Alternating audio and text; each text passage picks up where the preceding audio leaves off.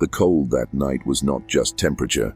It was presence, a weight that insinuated itself between the bodies at the bus stop, as if it had a will of its own, seeping through clothes, stiffening fingers, drawing restrained sighs from those who no longer had the energy even to complain. He arrived last. Slow steps, tense shoulders, his body still carrying the rigidity of hours of heavy labor, rough hands revealing a routine that never let up on ordinary days, much less on a night like that. He stopped at a respectful distance from the others, like someone who had learned that taking up little space is a way to survive without conflict. She was already there, still in a way that drew attention without asking for anything. It wasn't beauty that stood out, nor expensive clothes, nor any obvious sign of privilege. It was her posture. Her spine straight, despite the cutting wind, her chin set, her eyes alert, watching the empty street as if waiting for something that wasn't just the bus. The cold bit at her bare arms, but she didn't curl inward. She held the night with a quiet dignity that unsettled anyone who looked for more than a second. People around them shielded themselves as best they could. Coats zipped up to their necks, bodies hunched, each person locked inside their own discomfort. Some cast quick glances, evaluating, judging, assembling stories too short to fit reality. When the wind grew stronger and drew from her a brief shiver, almost imperceptible, something in him moved before any thought took shape. It wasn't heroism, nor theatrical impulse, nor a desire to be seen. It was a simple gesture, almost automatic, born of an honest discomfort at another's cold. He took off his own coat, one that had seen better days, and stepped forward just enough not to intrude, extending the worn fabric toward her with a care that revealed respect. The movement drew immediate attention. Eyes lifted, brows furrowed, silent whispers began to circulate in that small territory lit by a tired street lamp. The coat touched her shoulders for a brief, controlled instant, without haste or hesitation. She turned her face toward him and held his gaze for a second longer than expected. There was no surprise there, no exaggerated gratitude, no embarrassment. There was choice, a nearly imperceptible nod of acceptance, like someone who recognizes a gesture without diminishing herself. She let the coat wrap around her, adjusting it herself, keeping her presence intact. He stepped back and stayed there, now exposed to the cold, hands tucked into empty pockets, his breathing growing heavier as the wind met his skin. The silence that settled was not neutral. It was dense, loaded with other people's interpretations. Some looks carried malice disguised as moralism. Others saw need where there was decision, fragility where there was control. A man a few meters behind watched everything without hiding it. Well-dressed, relaxed posture, expression cold, as if analyzing an equation. He didn't look away or comment to anyone. He simply measured. The bus was late. The cold intensified and no one said anything. He didn't ask for the coat back, didn't try to start a conversation, didn't explain the gesture. He stayed there, steady, as if stepping back now would be admitting something that had never been at stake. She, wrapped in the coat, didn't thank him out loud, didn't smile to soothe other people's consciences, didn't shrink to seem smaller. She simply stayed. And as the wind passed between them, sharper than before, something invisible began to be judged at that bus stop, not by words, but by silences, postures, and intentions. Faced with that simple gesture, without request and without promise, what would you have seen if you had been standing there watching? Time stretched cruelly, as if that wait had been created to test more than patience. The cold showed no mercy, and now found his body without any barrier, seeping through the sleeves of his thin shirt, stiffening already tired muscles. Still, he didn't move. There was no pride in the gesture nor expectation. There was only a decision made and sustained, even when it became too uncomfortable to ignore. The surrounding looks began to gain weight. An older woman pulled her own coat tighter and cast a sidelong glance, the kind that mixes reproach and false concern, as if that simple gesture hid an improper intention. A young man leaning against the pole smirked, complicit in a malicious reading that didn't need to be spoken. For them, nothing there could be pure. Everything had to fit within the narrow limits of what they were used to seeing. She noticed. Her body didn't react to the looks, but her eyes captured every nuance. She knew exactly how they were being read, she and he, as if the coat had created an automatic narrative no one bothered to question. Still, she didn't justify herself. She didn't return the coat to ease other people's discomfort. She didn't say thank you to close the matter. She remained steady, letting others' judgment reveal more about them than about the scene. The well-dressed man kept watching. Unlike the others, there was no rush to conclude anything. His gaze was attentive, almost clinical, like someone observing a silent experiment.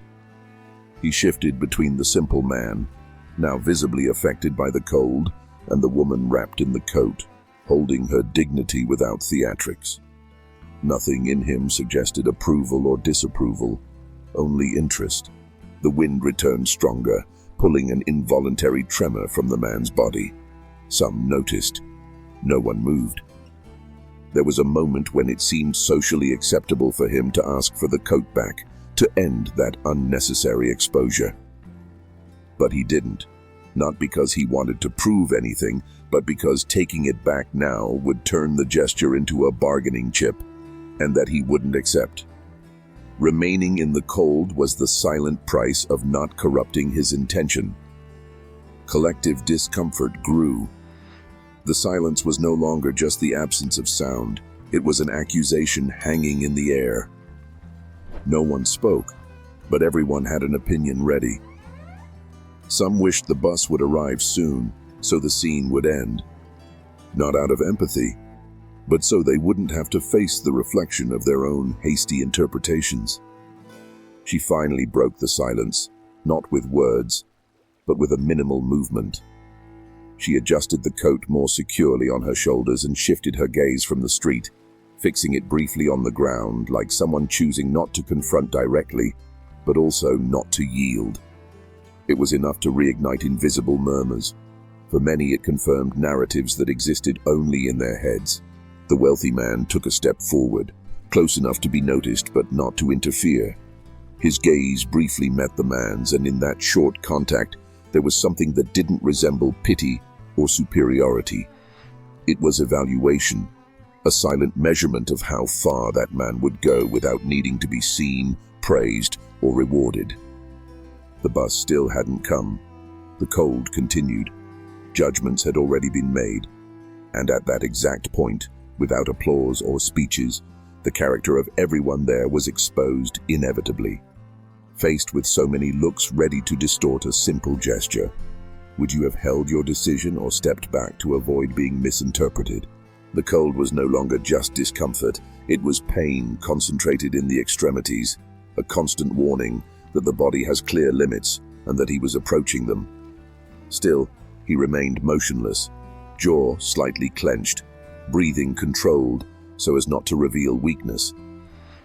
There was no audience to justify it, no visible reward. Silence surrounded him like continuous pressure, trying to push him toward an easy exit. An explanation, a casual comment, anything to relieve the tension created by a gesture that now seemed too big for that place. She felt the cold lessen under the coat, but the symbolic weight increased.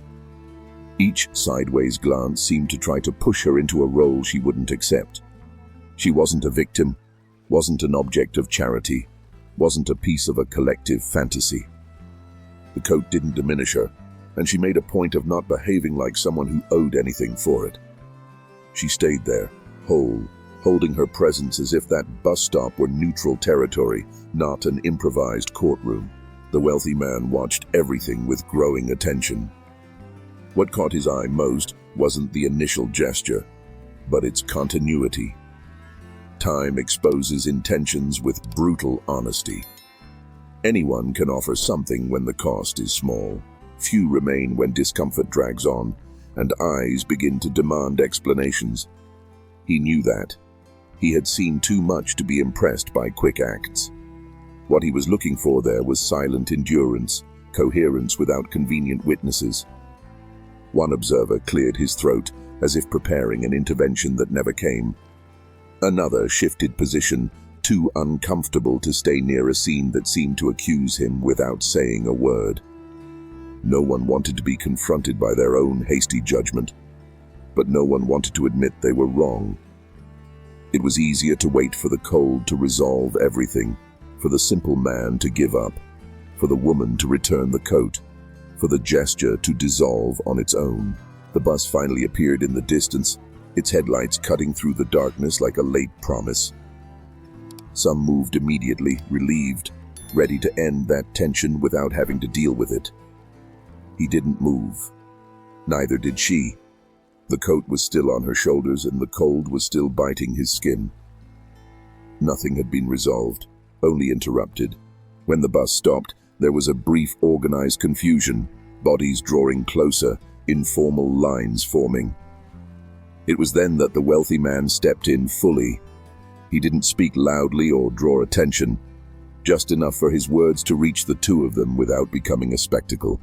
His gaze moved between them with precision, like someone confirming a conclusion already reached. She returned the coat with a calm, direct gesture, unhurried, without exaggerated thanks. Their hands barely touched, almost not at all. He took the coat and put it on in silence, feeling the cold fabric against skin still warm from her body.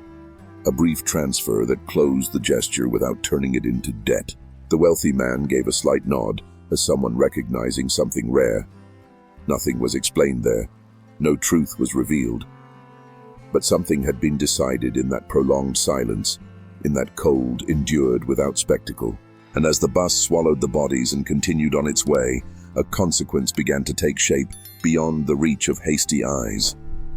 If you had been there, would you have noticed that the silence wasn't empty, but a test few pass without knowing? The bus moved down the avenue as if nothing unusual had happened, but inside the air felt different, heavier, carrying remnants of a judgment no one voiced. He sat near the door, the coat still damp with cold, arms crossed, trying to recover the heat he had lost. He looked at no one. There was no victory in the gesture, no regret. Only the quiet sense of having done what needed to be done, even if no one there was willing to acknowledge it. She sat a few rows ahead, posture intact, gaze fixed on the dark window reflecting fragments of her own image mixed with streetlights. The coat was no longer with her, but the effect of that moment remained. There was no embarrassment on her face, no displayed gratitude. There was control. For anyone who knew how to read it, it was clear that nothing in that scene had placed her in an inferior position. She chose to accept and chose to return without needing to explain anything to anyone. The wealthy man stood for a few seconds before sitting beside him. It wasn't a casual move. There was intention in the gesture, calculation in the distance kept between their bodies. When he finally spoke, his voice was low, firm, without any trace of condescension. He commented on the cold, on the bus delay, like someone starting a banal conversation. He answered in monosyllables, without curiosity or expectation. He had already learned that too many words often come at a high cost. Then the tone shifted, almost imperceptibly. The wealthy man asked about work, about schedules, about fatigue. Direct questions without detours, not seeking emotional stories, just facts. He answered with the same simplicity with which he had offered the coat. He didn't exaggerate or minimize anything. He didn't sell a better image of himself. He simply told the truth possible within that tight space. A few rows ahead, she listened without turning around. Each word confirmed something she had known since the first sustained glance at the bus stop. This wasn't about money or visible power. It was about how someone behaves when no one promises anything in return. The wealthy man knew that too. That's why he didn't mention amounts, titles, or opportunities at that moment. He knew revealing too much too soon would contaminate what was being evaluated. When the bus stopped at her stop, She stood calmly. Before stepping off, she turned just enough for her gaze to cross his again. 1 second. No smile, no words. Just the silent acknowledgement of someone who knows exactly what she did and why. She stepped off and disappeared into the night with the same steadiness she had carried from the start. The wealthy man watched through the window until she vanished completely. Only then did he turn back to him and say, without raising his voice, that not all wealth is measured in numbers, and not every opportunity is born from a resume. There was a brief pause, heavy with meaning. Then he mentioned an address, a time, something concrete, real, without vague promises, a chance that wasn't charity, but consequence. He listened in silence. He didn't overthink. He didn't appear suspicious. He simply nodded like someone who understands that it wasn't a prize, but a door opened by something that can't be taught. The bus continued on, carrying each of them toward destinations that were no longer the same as before, and while the city remained indifferent, an uncomfortable truth imposed itself on anyone who might have witnessed that night. How many times have you judged a similar scene without realizing you were evaluating everything except the character of the one who truly mattered? The bus dropped him off a few blocks from home, and the cold seeped back in as he walked through nearly empty streets, the coat now fastened up to his neck, not just as physical shelter, but as a concrete reminder of a decision that had carried him through that night. Each step echoed softly on the damp asphalt, and his tired body seemed more alert than usual, as if something had shifted inside. It wasn't euphoria or exaggerated expectation. It was a different silence, the kind that accompanies someone who knows they were seen for who they are, not for how they appear. The next day, the address mentioned by the wealthy man stayed on his mind, not as a promise, but as responsibility. He arrived exactly on time, simple clothes, straight posture, not trying to seem bigger than he was. The place didn't scream luxury, but it exuded control. Everything functioned with precision, and no one seemed to have time for social games. When he was called in, he entered unhurried, with the same care he had shown offering the coat on that cold night. The wealthy man received him without ceremony. He didn't revisit the bus stop scene, didn't praise the gesture, didn't give speeches about values. He spoke about work, about trust, about decisions made when no one is watching. He said he already had enough money not to need to prove anything to anyone, but that he still looked for people who wouldn't bargain their own dignity for convenience. There, without an audience and without cold to dramatize choices, the truth lay bare. That opportunity existed because his character had remained intact when everything around him pressed otherwise. Meanwhile, in another part of the city, she went on with her routine with the same steadiness as the night before. The coat was no longer with her, but the gesture remained as confirmation of something she had always known. Her wealth was never armor, nor a moral free pass. That night hadn't been a financial test, but a human one, and the result didn't need applause. It was enough to know that amid so many biased looks, someone chose to act without trying to control the narrative. The consequence wasn't romance, nor forced friendship, nor staged gratitude. It was dignity preserved on all sides. He didn't become a different man overnight, but he began to occupy spaces where decisions mattered. She didn't need to prove anything to anyone. The wealthy man didn't buy virtue. He simply recognized what was already there, silent, resilient, rare. And for those who never knew this story, there remained only the invisible discomfort of having passed through similar scenes, of having judged too quickly, of having confused intention with appearance, power with value, silence with submission. Because on that cold night, what was truly at stake wasn't a coat, nor money, nor status. It was the weight of character exposed without defense. If you had been there, witnessing everything without knowing the outcome, would you have recognized the dignity in that gesture, or would you have been just another person distorting what you saw to fit your own prejudices? If this story resonated with you because you've been on both sides of that silence, Leave in the comments what that scene stirred in you, not to convince anyone, but to own your position in the face of what you saw. Share this video with someone who tends to confuse appearance with intention, because maybe that's how certain truths reach those who still need to face them. And if you want to keep following stories that expose character where no one expects it, subscribe to the channel now, because there are still many silent tests happening every day. Whoever is faithful in very little is also faithful in much, and whoever is unjust in very little is also unjust in much. Luke 16:10.